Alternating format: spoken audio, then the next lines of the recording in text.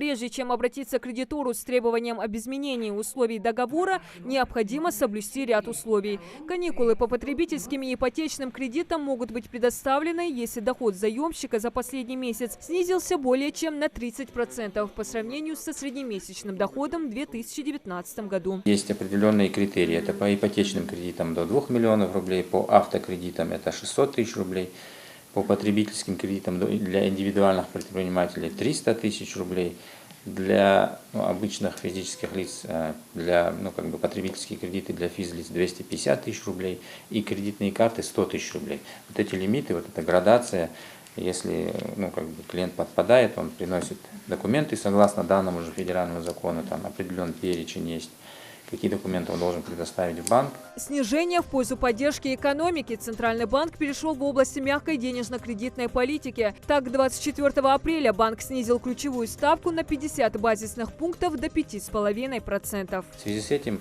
вот с 6 мая Сбербанк точно так же снизит ставку по своим кредитам. Например, по ипотеке эта ставка будет составлять, если ты покупаешь в новостройке, 6,2% годовых. Это для новостроек. А рассчитать и подать заявку можно на сайте domclick.ru. Ставка на приобретение готового жилья примерно составит 8,1% годовых. Хочу отметить, что ранее Сбербанк запустил прием заявок на ипотеку с господдержкой по льготной ставке 6,4% годовых на приобретение квартир в новостройках. Банки президент страны отнес к объектам стратегической важности. На передовой сегодня находятся не только врачи, но и сотрудники банка. В период пандемии все отделения продолжают работать в режиме фронт-офис. Тотальная дезинфекция, социальное дистанцирование, максимальная защита. Все сотрудники в масках, перчатках и даже в щите. На каждом столе средства. При этом соблюдается расстояние с клиентом в 1,5 метра. Границы очерчены красным цветом. Кредитные организации оперативно реагируют и на случаи, когда возрастает поток клиентов. Во избежание очередей увеличивают количество сотрудников, работающих временно на удаленке. Такие меры нисколько не смущают самих клиентов, напротив, только приветствуют. Конечно, маски, безопаснее. Обязательно надо на расстояние не меньше 2 метров. Я так считаю.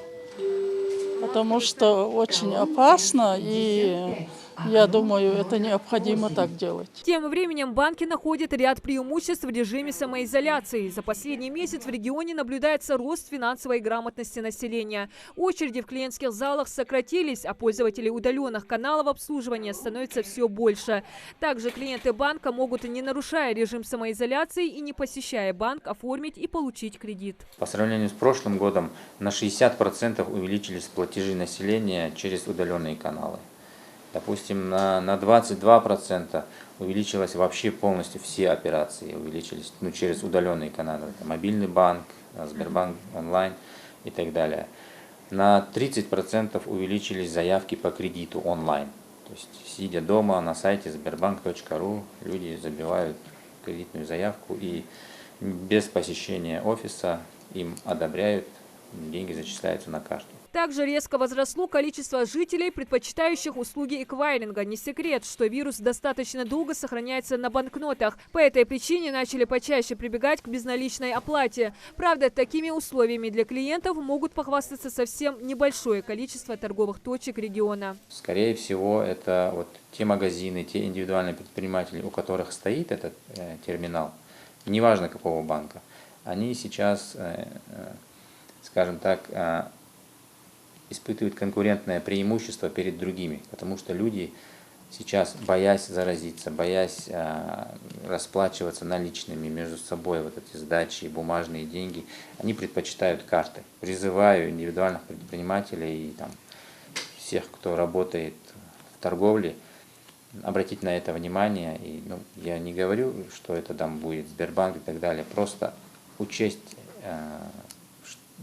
что люди, приходя к ним, должны иметь возможность расплатиться картой. Отсюда можно делать вывод. Для цифровой составляющей экономики коронавирус стал плюсом. Интернет-сервисы приобрели исключительное значение. Все компании стараются адаптироваться под условия новой реальности. Однако эпидемия пагубно скажется на экономике страны и снизится на 3,8%, считают экономисты. Располагаемые доходы на 6,5%. А в 2021 году эти показатели вырастут на 4,8% и 6,1%. Диана Дударова, Ахмед Гандаров, Новости 24.